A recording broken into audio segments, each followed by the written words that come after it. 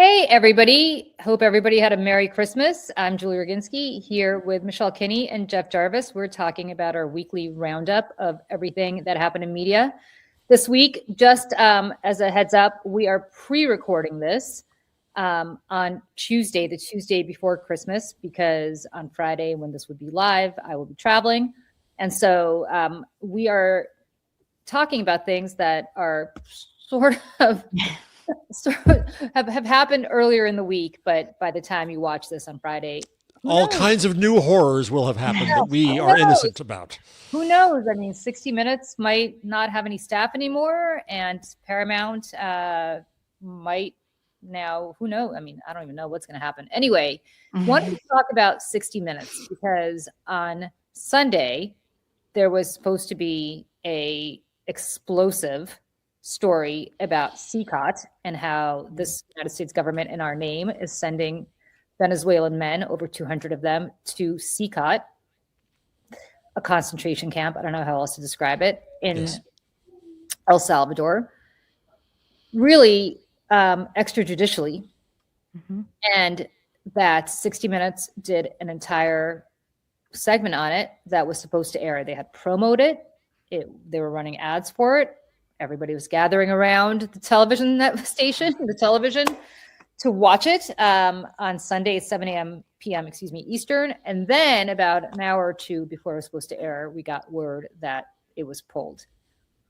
And it was pulled at the behest of Barry Weiss, the new editor-in-chief of CBS, not just 60 Minutes, but she is over all of CBS, directly reporting to Larry and David Ellison, the new owners of Paramount Skydance.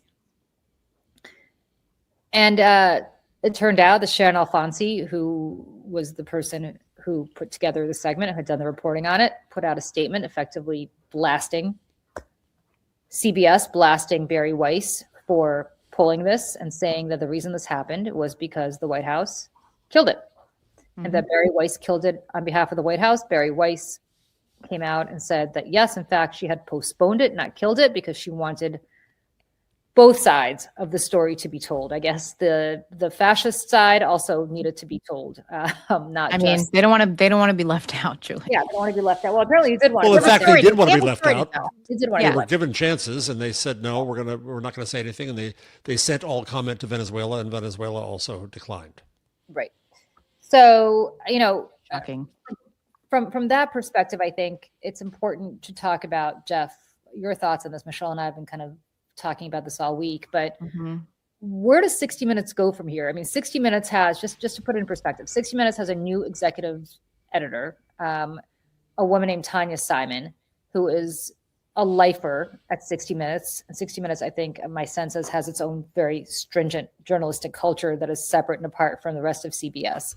Tanya Simon is Bob Simon's daughter, but she's much more than that in her own right. She has built her entire career at 60 Minutes. She has climbed the ranks, and she is, I happen to know her personally, so I'm going to try to not gush about her, but she's a wonderful person, just a fantastic person. But from what I can also tell, is a great journalist who has come by it honestly, not just because of who her father once was.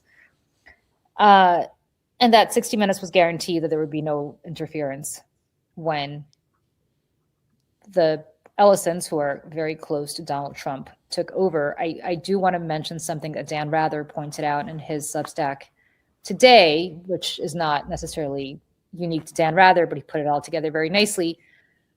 Barry Weiss was given 5 chances to look at the CCOT story before it ran. She looked at it on Friday. She gave feedback. The feedback was incorporated. It was good to go. It was greenlit. And then by Saturday afternoon, she pulled it. Or she didn't pull it. She had more feedback that she had. And then by Sunday, I guess she pulled it. Well, what happened between when she greenlit it on Friday and Saturday is that Donald Trump gave a speech. And in that speech, Donald Trump was complaining that the Ellisons, that the new ownership of 60 Minutes was just as bad, if not worse, than the previous ownership. And he didn't even know what the point of the whole thing was, because 60 Minutes continued to treat him awfully in light of, obviously, we think Leslie Stahl giving a platform to Marjorie Taylor Greene last week to trash Trump. So all of a sudden 60 Minutes is awful.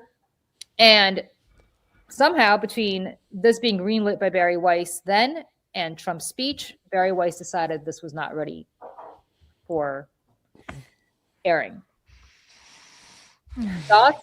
Comments? So, a few things. One, as by now people know, CBS, thinking that this was in the can and ready for air, distributed the show to its syndication customers, including a network in Canada, which put it up on its app, at least in Eastern Canada. And that's how we've all been able to see the entire piece. The piece is excellent. Barry Weiss said it didn't move things far enough. Bull. It is frightening for what it says about what is being done in our names. But because that's been out there now, Barry Weiss is in a really interesting vice, because she has said, oh, no, it'll air. I just want to make it a better show. That's what I do. That's what editors do, right? Well, now we're going to see what the particular Barry Weiss additions are to this. The Stephen Miller interview, which she wanted, or whatever else. And so she's in this position where she's going to be compared to herself and to her own network. This is just another slap at CBS. CBS News is dead. It died in 2025. 60 Minutes might as well be dead. This is the first shot in the heart. There'll be a few more, but it's 1968 to 2025, RIP. And of course, what concerns me more now than CBS is still the potential that Barry Weiss could be in charge of CNN. They called me yesterday, booked me for Abby Phillips' show to talk about this. Unfortunately, I got bumped by the end of the day. But what I wanted to do... I'm shocked. You got bumped? I got bumped. Other news. But what I wanted to do was stare at the camera straight on and speak to journalists in this country and say that we need CNN. We depend on CNN in this democracy and in this nation. And yes, it has its faults. Yeah. But given the state of media now, given how many people still do watch CNN, given its influence, given the good journalists who are there, we cannot allow this to come under the thumb of Barry Weiss and the mini Murdochs, the Ellisons, and thus Donald Trump. It is bad for democracy. It's bad for America. And we've got to hear more of an outcry about this. We've got to hear more shock and anger and anything, and journalists are just being silent. Then finally, the other interesting thing to me, and it's very interesting since you know the EP now, 60 Minutes, the position they're in. And I think I've said this on this conversation with you before. If you're a third level night shift producer at a station that gets bought by Sinclair, I'm sympathetic with you. And when Sinclair does something terrible and Murdoch-like and Ellison-like, I can't expect you to quit overnight because you're poor anyway. You're not paid well. You've got a family to support. I get that. But if you're on 60 Minutes, and if you have a lot of money in the bank because you're paid well, and if more importantly to you, you have a reputation as a journalist. If you're Anderson Cooper, 60 Minutes is not your whole life. CNN is your whole life. At what point do you stand up and say, I protest loudly, I protest publicly, or I quit? I cannot be part of this. On the socials today, my former colleague Carrie Brown at Kinney said that she quit the university where we both were because we did not agree with the principles of the administration. I quit for the same reason. We both left tenured positions. We did so out of a matter of principle. I quit Entertainment Weekly, the magazine I started, in a matter of principle. I can't expect a story I tell in my book, Magazine, for sale now, a fun read, always be selling. And I can't expect I'm not trying to stand up as if I'm any kind of martyr or virtuous, but at some point you hit that point where you have to, where you say, this is enough. I can't be part of this. And so what I'm going to be watching very carefully, and it's a very uncomfortable position, and I'm empathetic to it, but what happens to every correspondent on 60 Minutes? What happens to the executive producer of 60 Minutes? When do they hit the point where they say, I have to speak out publicly, and if this goes the wrong way, I cannot stay and cannot be part of this? And to me, that's going to be the interesting part now. We know that Barry Weiss is going to ruin 60 Minutes, full stop. The only question is how quickly it happens and against how much resistance. Yeah.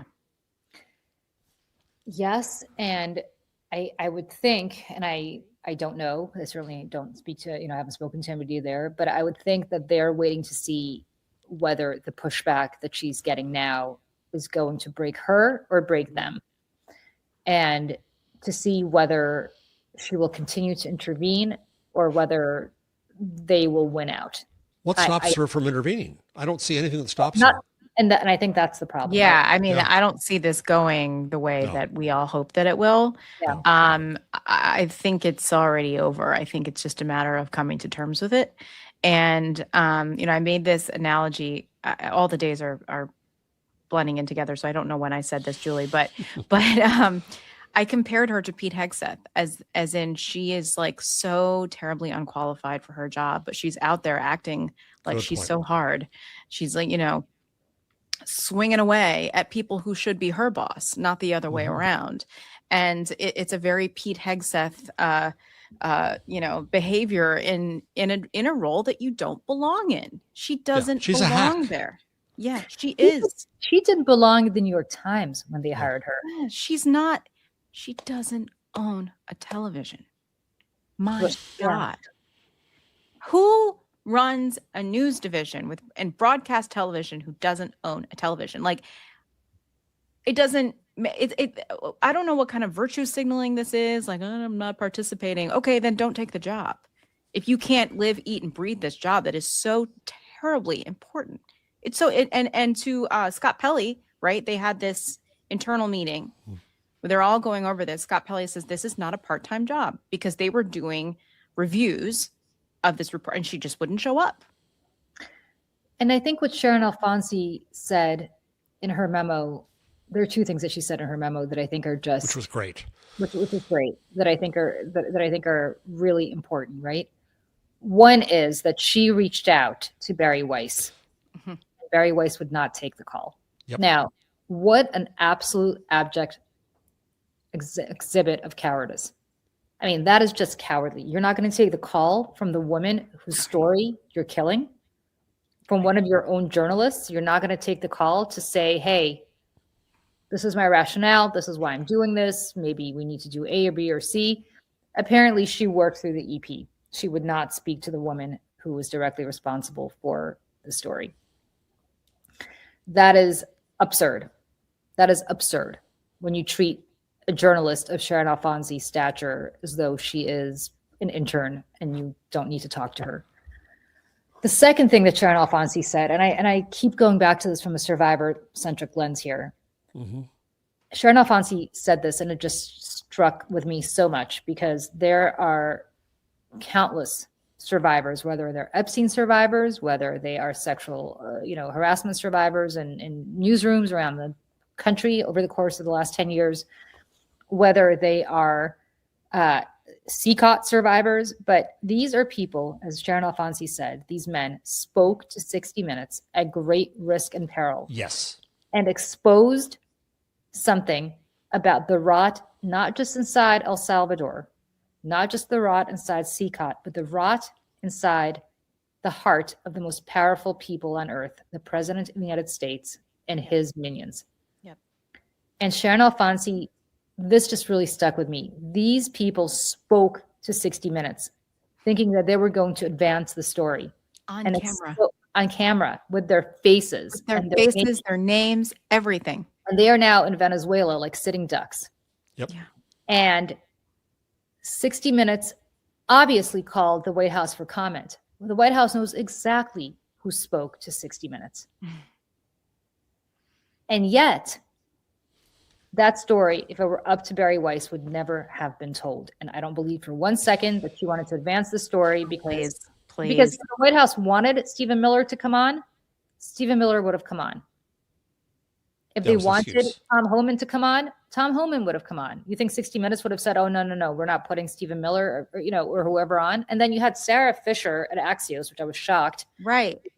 Say, oh, yes, well, I have a breaking news thing that the White House or DHS did send a message, did give a statement to 60 Minutes, but 60 Minutes failed to include it. Well, was a statement like, this is fake news and we're not going to talk to you? Was that the statement? Right. I mean, come on. Axios is getting worse and worse, I fear. Yeah. It's like hackery. You're like a hack if that's what you're putting out there. Come on. Yeah, like Yeah. you're just going to take their word. Oh, yeah. So, okay. Well, what did they say? If they spoke on the record, yeah, what be said? specific. Who was it? Who did you talk to? Who Was was it it? Caroline And And Levitt? did it respond to know any her? of the allegations or facts in the actual story? I think you raise a really important point here, Julie, about this. Barry Weiss's arguments that she wanted to advance the story. I've been an editor of a magazine. I've been editor of online sites, and that is something that editors say is this doesn't go far enough. But number one, that's said early in the process of a story. Of course. That's just how journalism works. You say, okay, we don't have enough reporting. We're not going to schedule this because we haven't gone far enough, which is BS. Point two, because it does advance the story. These brave individuals who stood on camera, articulate, smart college student who sits there, who's clearly not a gang member, who tells us exactly what happened to him, and it's horrific. And it is a concentration camp because people who go in don't come out. And this is a rare moment to talk to people who came out and to hear from this, and for her to then dismiss them, not just to not air them, but to say, oh, this doesn't advance the story. Everybody knows this already, is to say that we don't hear the victims. I'm going to say this, and I feel like I can say this because I'm Jewish, so I'm just going to say it. Barry Weiss makes a very big deal out of her Judaism, right? Not just her pro-Israel beliefs, but she makes a big deal out of being Jewish. So I'm going to make an analogy that only I think a Jew can make with a straight face. If somebody were to do a story on Dachau in 1934, 35, right before it became a real death camp, although people did die there from the beginning, as they have at Sikot. Yes. And somebody was able to get interviews with the building tradesman or the communist or whoever was at Dachau in the beginning before it became a death camp. But the people who were sent there who were enemies of the state. And somebody was able to actually get an interview with the people who had walked out of there by some miracle. Would Barry Weiss have killed that interview because Joseph Goebbels didn't want to give comment about it? I mean, you're exposing the moral rot at the heart of a regime. And I don't mean the El Salvadorian regime. I mean us. In our names. In our names. And I will say this, and I'm sorry, and I don't really ever play this card, but as a Jew, I am so disgusted with her because she should know better. She should know better. And all of this virtue signaling about how, there's anti-Semitism and so on and so forth. What are you doing? What are you doing? Do you not know your own history? It only exposes, once again, how anti-Semitism has been used as an exploitative card, not meant with any sincerity. And we see this, obviously, what happened at Turning Point and such. It all brings out the absolute blindness to history. And disgusting. One of the former inmates of Sikot who said that when you get there, they tell you that you will not see daylight, you will not see darkness, you will not see the outside ever again. You're going to die here. Yeah. I can't imagine even being like the hopelessness in that moment that a human being must feel, and all of the raw emotions and trauma, and then to come out alive and tell the story. And I'm reminded of those two survivors. I just looked it up to make sure. It's Rudolph, and I don't know how to say the last name, and then Alfred Wetzler, that escaped Auschwitz. And then they traveled to tell people what was going on, and no one believed them because the atrocities seemed so horrific and so beyond human capability that no one believed them. And so it continued. Right. And here we are, you can see it with your own eyes. They're showing us. Here it's even worse because let's give everybody the benefit of the doubt that they didn't believe the Auschwitz survivors because it was so beyond comprehension. Yeah. We all believe it, and they know that we're going to believe it. They're bragging about it. Which is why they don't want us to see it. Which is why they don't want us to see it, is because they know that these survivors will be believed. And her bullshit excuse of, well, the New York Times already covered this. Okay, maybe, but there's one medium, which is the written word, and there's a different medium, which is we are putting a face to this several faces to this. You're showing pictures of people kneeling for 24 hours like this on their knees. And if they, God forbid, make a sound or a peep or a motion, they will be sent to some brig where they will be beaten into a pulp. You show a picture of that. I mean, does she not understand how like television is a visual medium? Well, also, if you're in the content business, which I'm not a journalist, but I know about content and I know about, you know, what's overkill, what's not. If she's saying something like, well, the New York Times already covered this, like, so what? So then what? you do too. Then everybody does. That's how this works. You know, one of the other I think powerful moments in the show was when journalism students using devices that are probably from Bellingcat use good, important reporting techniques to verify what's happening and to understand what's happening, including about the tattoos, about the location, about all kinds of things. And so Barry Weiss stands up there as if she's the paragon of some standards in journalism. And of course, we also have free press to judge by. Tawny Marshall and Michael Hobbs put up some wonderful posts with the headlines they had about trans care. And weird, says Tawny, how the Free Press was able to publish all these without comment from the Washington University Transgender Center at St. Louis Children's Hospital. All this negative stuff about trans care there. And she doesn't follow her own supposed standards. No. She doesn't have these standards. Once again, she's a hack. And unqualified and over her skis. And she was put in charge because she would do what she was told to do. Yep. And she got $150 million for her Substack for it, which I want to remind people again is the very ironically named Free Press. Unreal. Right? There's no free press at CBS anymore. No. And for those of us who grew up on 60 Minutes, I mean, and I said this before, Jeff, I've said this the last couple of days, and I will say it again, because this is a media show. As I said to Michelle this morning on our show, one of my earliest memories was when I was little, watching my parents in Moscow gather around a transistor radio, trying to pick up Voice of America. Yeah. And the fact that we have Canada acting as Voice of America now, and not because the authorities are jamming the signal, but because the media, in anticipation of the authorities, is bending the knee preemptively, is in some ways even sadder, because at least there you could pretend, well, the media would want to do the right thing, except that, of course, they're not being able, they're prevented from doing it because they will be in the gulag. This is just about money. This isn't about your personal freedom. It's not like Larry Ellison or Barry Weiss are being are worried they're going to be sent to CCOT or some gulag somewhere if they run this. This is about money. Yeah. It's even worse. Yeah. You can't even pretend this is about your personal safety, and that's why you're pulling your punches. Right. And in the year 2025, in the United States of America, we are relying on bootlegged segments of 60 Minutes to be sent via, some random guy in his living room filming it on his iPhone and then putting it on YouTube, which then Paramount took down just a couple hours later. And luckily enough of us were able to screen grab that and then rebroadcast it. We rebroadcast it last night.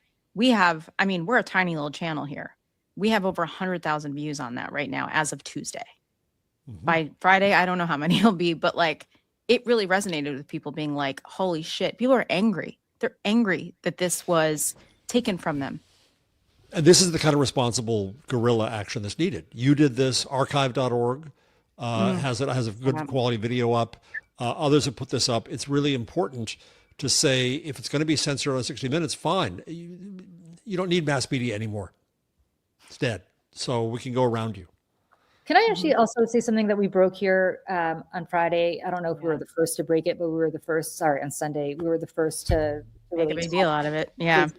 And as we sit here on Tuesday, mainstream media still hasn't picked up on it, which I think is just bonkers. There was a redacted story, a redacted email in the Epstein files that came out from a woman who we know was Sarah Ransome, even if the email had stayed redacted because it said Ransome on the bottom of it. Her name was not redacted. She is an Epstein survivor, and she had reported that an redacted named person had, and I hate describing this, but had so abused a second Epstein survivor, who he repeatedly had sex with, a second Epstein survivor of Jeffrey Epstein's mansion in New York, as she said it over and over and over again, that when Sarah Ransom, showered with this second Epstein survivor, she saw her nipples. They were raw and bleeding because this person, redacted, had flicked and sucked her nipples so hard over and over again that basically this woman was in really bad shape. Some of us are old enough to remember when that email was released at the behest of a judge in 2024 by the Justice Department, the Biden Justice Department, not because they were in the business of releasing survivor testimony, but because a federal judge made them do it. As part of, this email had been entered into evidence by Alan Dershowitz, who was an intervener, as part of the lawsuit between Virginia Giuffre and Ghislaine Maxwell back in 2017. The email had been written in 2016 to Maureen Callahan at the New York Post, who's now at the Daily Mail. And that email finally saw the light of day unredacted last year in 2024. This administration redacted that email, obviously forgetting or maybe not caring that we already knew, had seen it unredacted. The person who had done this to the survivor, who had flicked and sucked her nipples, and using the words that were in this email, so hard that they were bleeding, was Donald Trump. And yet you had Joe Scarborough this Tuesday, and again, I want to let people know we're pre-taping this on Tuesday. Joe Scarborough went on his show yesterday or today, I forgot which day it was. Yesterday morning. Yesterday, Monday morning, and said Donald Trump, he's not in these files. Yeah. If this little bootstrap outfit, Mayday Network, with no research team, no money, no anything. Lawyers. Right. Lawyers can put this together, what the hell is going on? Yeah. And I heard from another cable news, a very prominent cable news guy, when I posted this on Twitter, who direct messaged me and said, how do you know this? How do you know this? And I said, well, if you're going to credit me for it, here's my Substack. But I know this because of A, B, and C. Showed him the unredacted emails, showed him the redacted email. He wrote back, great journalism, great investigative journalism, fantastic. Come on the show. I said, happy to do it. Scrapped. Let me guess. You got bumped. I did. I got bumped. Amazing. Mainstream media has yet to run with this. Well, so when I first got out to my in-laws this weekend is when I had only been here for maybe a few hours when Julie called me with this discovery. And we decided to go live with that. And so, my in-laws, everybody's watching downstairs, watch us go live. And actually, right before we came on to record this, my mother-in-law and my sister-in-law were like, hey, like, whatever happened with that? Did anybody go? Have you seen it anywhere? And I'm like, no. And still not. It's been 48 hours. Well, what happened at CNN? Did it? No. Nothing. Nope. Nothing. And the thing is, I was watching a segment on MSNBC yesterday too, during Katie Tur's hour. Somebody else was filling in for her. And they had a panel on talking about this, all very smart people who know what they're talking about. And again, just talking about this, like this stuff doesn't exist. Like Todd Blanche went on Meet the Press on Sunday and said, as plain as day, that the only redactions that they're doing with any of this is to protect the victims, who we like to refer to as survivors, but in his words, victims. Yep. And that is complete horseshit, because Ransom, the name Ransom, was never redacted on either version of this. The only name that was redacted was Donald Trump's. So these redactions were made for one reason only, and it was to protect the president of the United States, who is nobody is calling it out. I mean, no. And today you have the next dribble of documents as we talk on Tuesday is the plane. Oh wow, surprise! He was on the plane more than we knew, right. Which means that he's in those files more than we now know.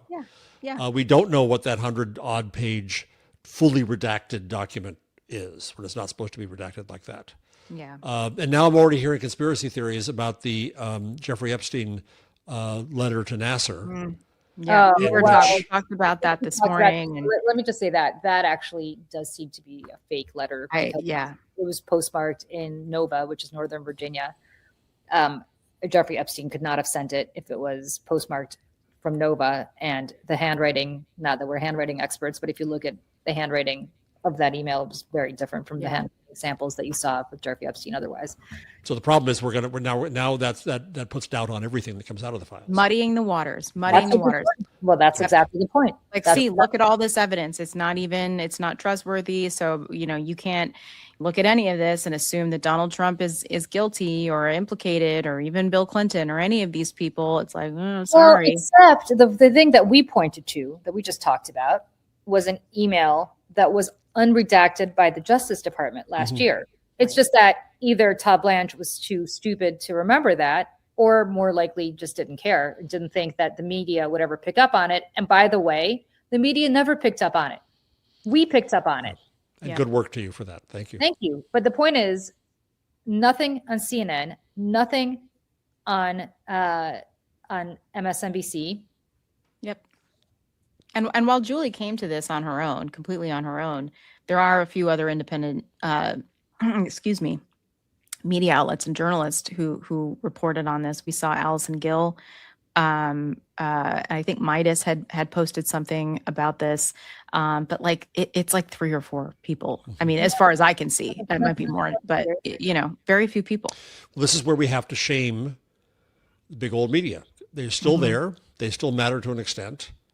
And you have to do exactly what you've just done, which is shame them for not doing their job, for failing us in these moments. It's amazing. It's amazing. They're just stenographers. It's incredible to me that Joe Scarborough, who I don't really know who watches him anymore, but there's a certain segment of people, I guess, official. I watch so you don't have to.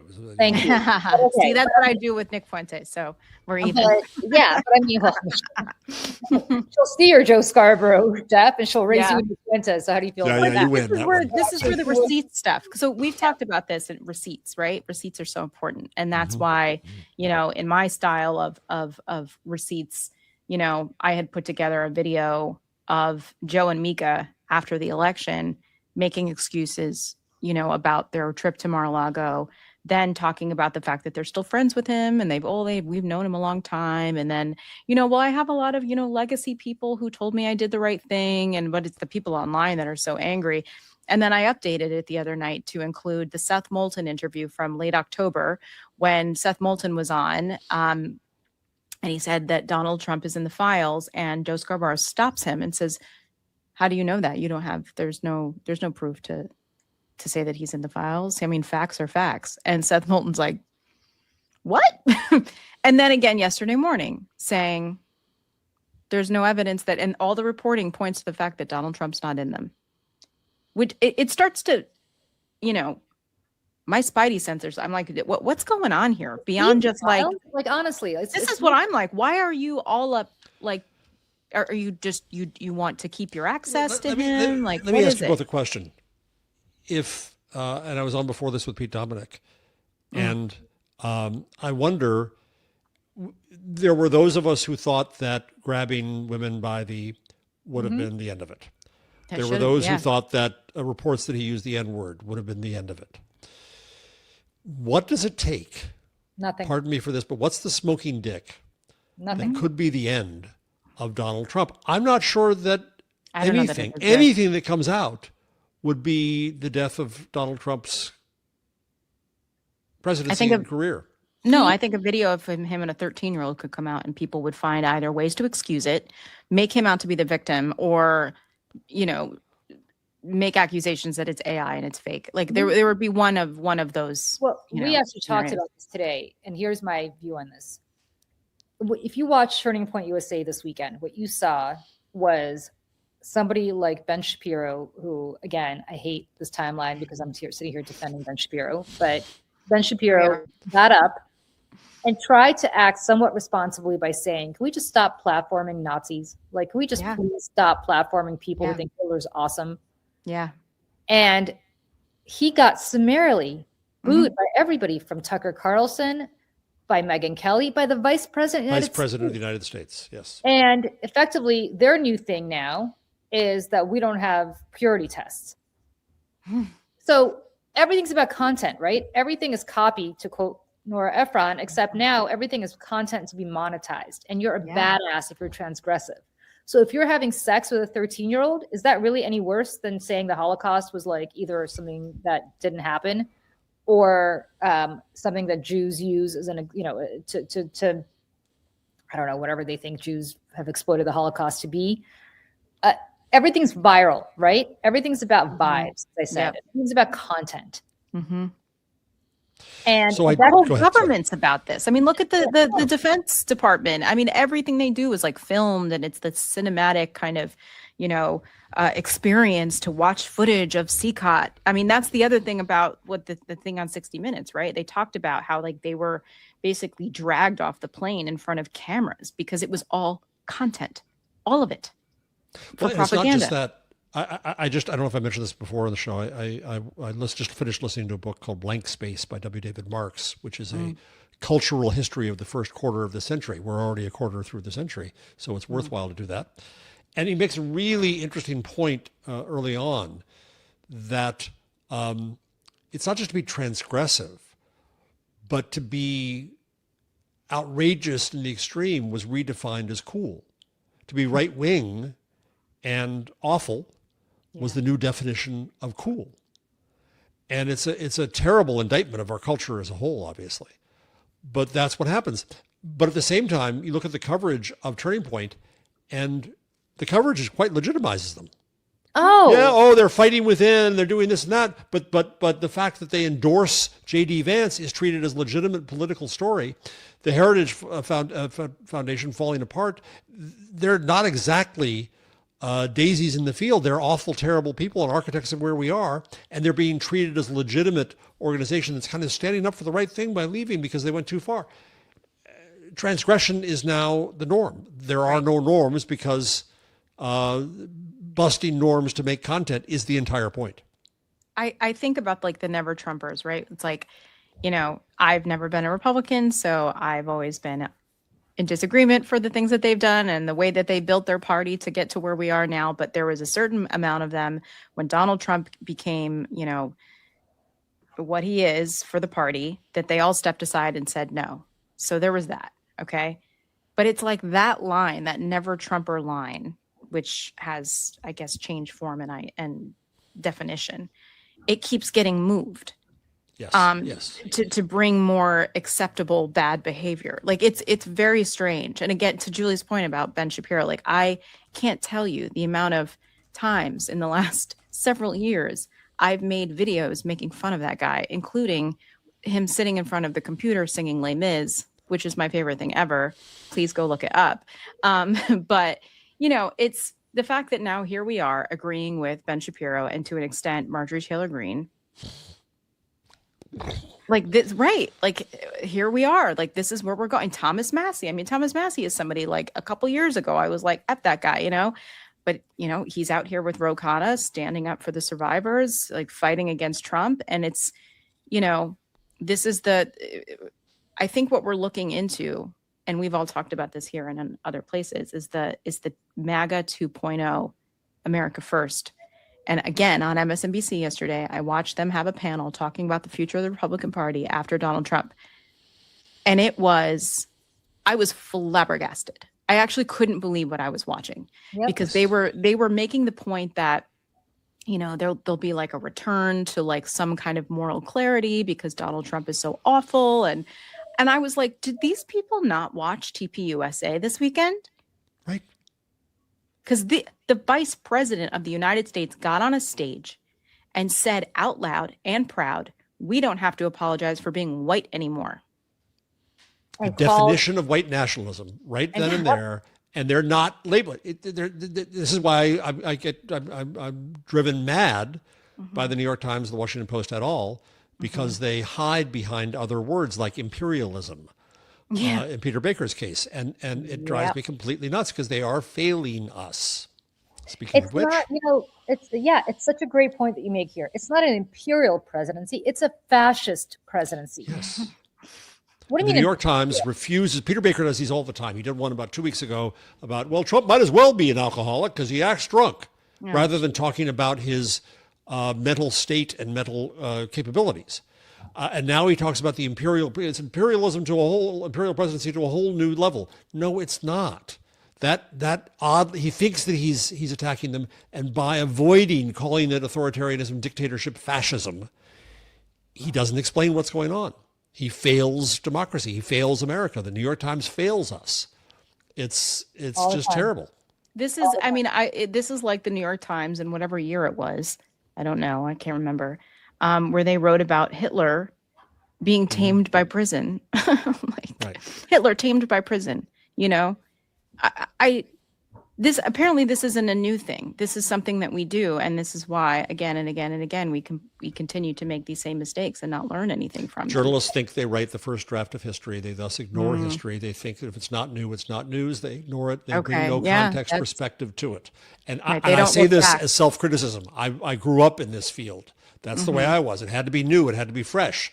And we didn't look back and find the lessons of the past. No, history doesn't repeat itself, but it teaches us lessons unless you ignore them. Yeah. Exactly what Julie said earlier about Dachau. Is exactly the same. And people did get out of there, but people weren't reporting on it. Listen, Yeah. I will say this. Thank you for, this is. These photographs are the next thing down from the New York Times headline. This is, when you scroll down, this is next. And this is after that. That is the United States of America. But the analogy that Peter Baker makes in the first 4 graphs is about how he went to, he had this state visit with King Charles at Windsor. And so therefore, when Mohammed bin Salman from Saudi Arabia came here, he wanted to do the same thing. This isn't about King Charles. This isn't about pomp and circumstance. That's not what we mean by imperial presidency. This guy's a fascist.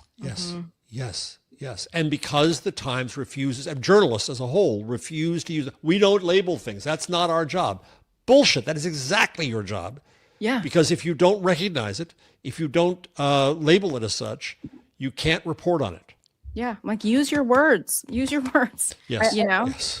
And it's weird because his wife, who writes for the New Yorker, doesn't really have a problem using words like that most of the time. Yeah. And listen, and Joe and Mika spent most of last year saying all of these things. Yeah, they use. And that's why this is even more egregious. That like now in 2025, on December 23rd, when we're recording this, I have videos of receipts of them, bending the knee to Donald Trump after they spent all of this time. And I mean, it's infuriating. I mean, these panels that Mika had with women and about believing women, and we have to uplift, and this man's a fascist and a sex pest and all these things. And now it's like, well, he is the president, and we have to, He's not in the Epstein files. To Joe Scarborough, for Joe Scarborough to just use his platform, let's say nothing else. Let's say he said nothing else. How in hell does Joe Scarborough know whether he's in the Epstein files or not? First of all, by the time he said it, we already proved that he was. But let's assume that he said this 6 months ago. How does he know? Well, Julie, it's even a little more perverse than that in my view. Scarborough's constant refrain is, as you said earlier, as Michelle, you said earlier about a panel you saw on MS Now. Oh yeah, I forget about that. Still have trouble doing it. Yeah, it's like pronouns. The pronouns are more serious than this. MS Now is just a brand, but I have the same problem. He keeps on talking about how to reclaim the Republican Party that he was part of, so he can remind us that he was in Congress, so he can remind us of all that, right? And he keeps on going back and thinking that there's some cure and some fix for the Republican Party. So his argument about the Epstein files is oddly, well, it's not in there, so just release them all. Why are you being stupid? The good PR move is just get them all out, get this out of the way. Okay. And, okay, I'll agree with that. Let's get them all out because it's the law of the land now to do that. Right.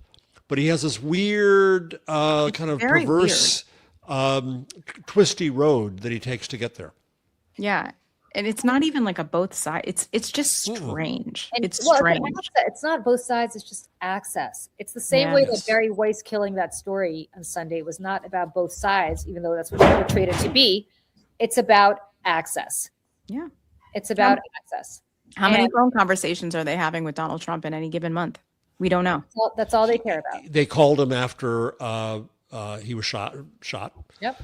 And we don't know, and he's made reference to talking to them otherwise. So we know He has they're talking said, to him. Scarborough and Mika both say that they speak to him. Yeah. In this past year, in one of the clips that I was digging up, he was on something saying, I've known him a really long time, and he's an old friend or whatever. And then Mika was on Andy Cohen's podcast and Andy Cohen asked, "Do you still talk to him?" And she goes, "Yeah, we do." Yeah, because they live down the road from him. To be clear, they're never in New York. No. They pretend to do that show from New York. They have people on that show. I got to give the camera guys credit because they make it look real. Make it look real, but he's not there. Trust me. I'm in that studio enough where I know. Yeah. And it's the whole thing is just a complete farce, and it's a disgrace. And if you want to practice access journalism and masquerade that as something like, well, we have to because we have to know what's really going on.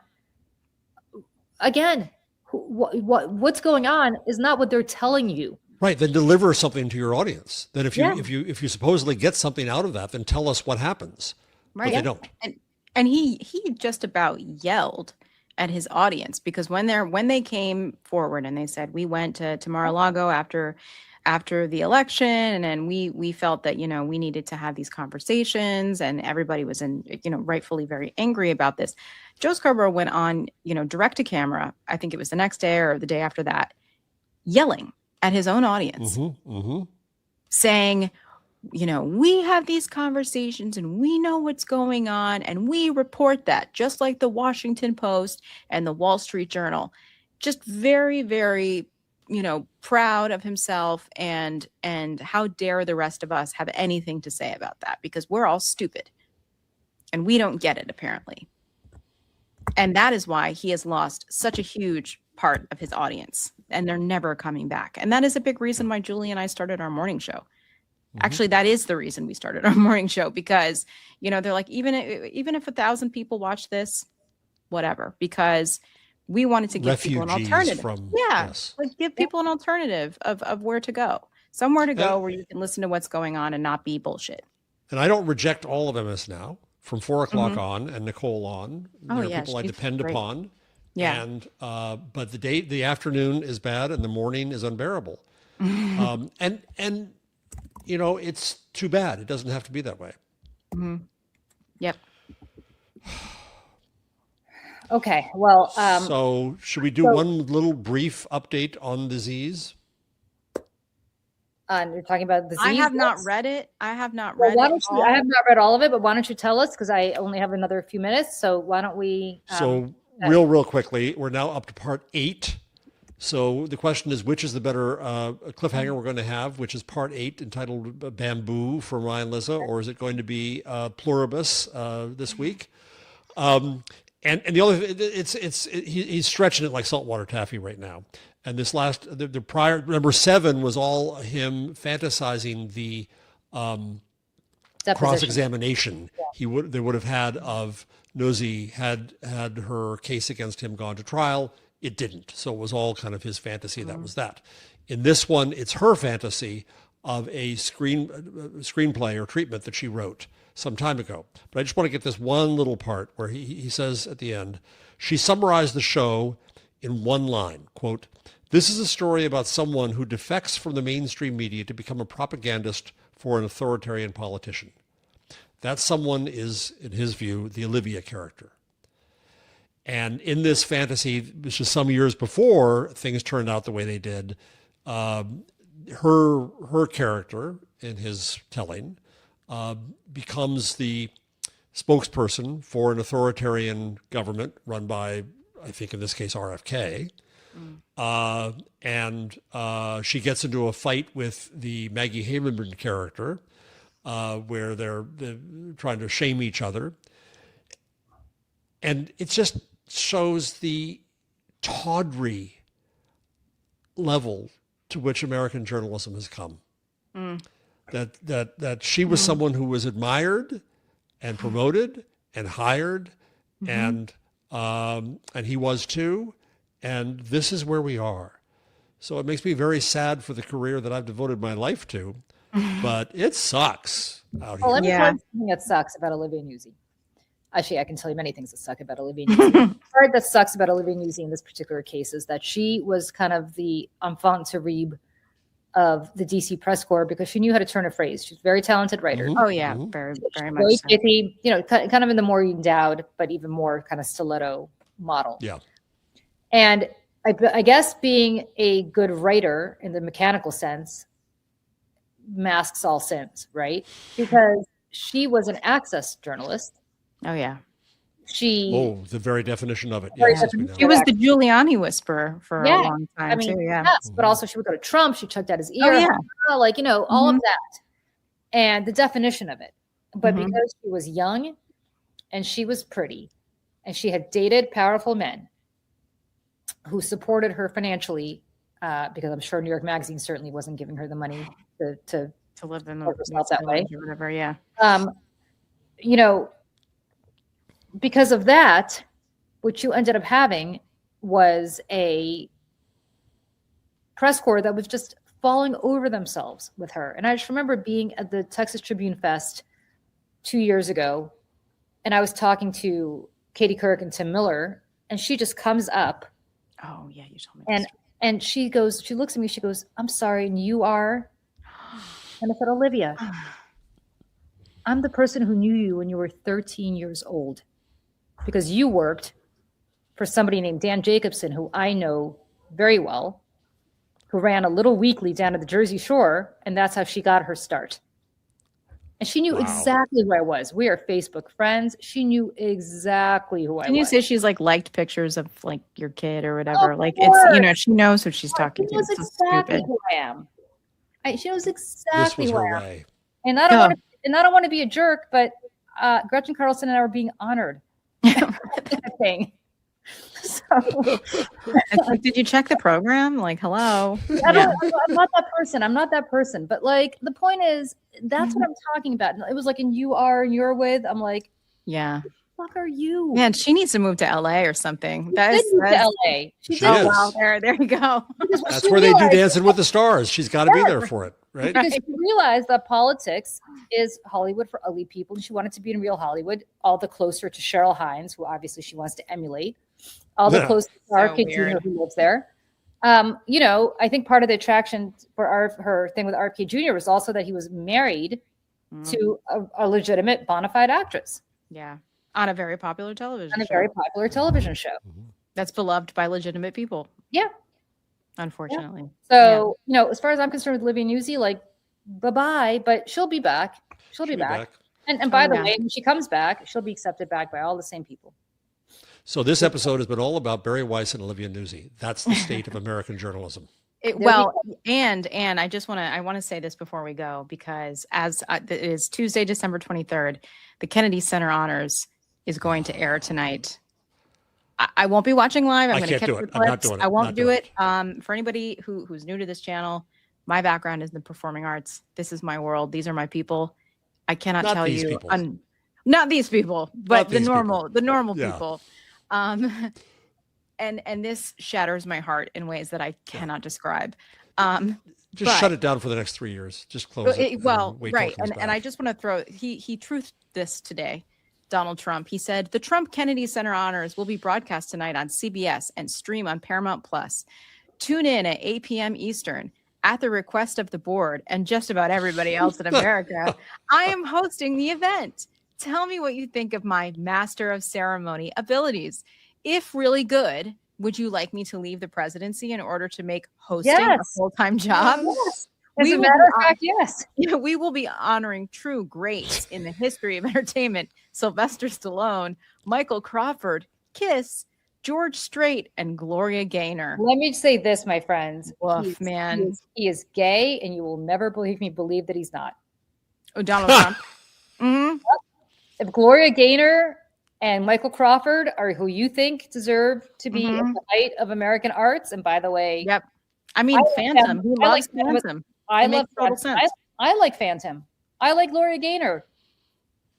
He was probably the one musical theater actor, singer from the musicals that he loved, that would come and do it. I mean, Patti LuPone's not going to come and do it. She would have like told him to, kick rocks, or actually more profanity than just kick rocks. But he's like the only one that accepts Donald Trump. So he's, got to have, it's just, he's hosting. It's also a steroid fest. Yeah.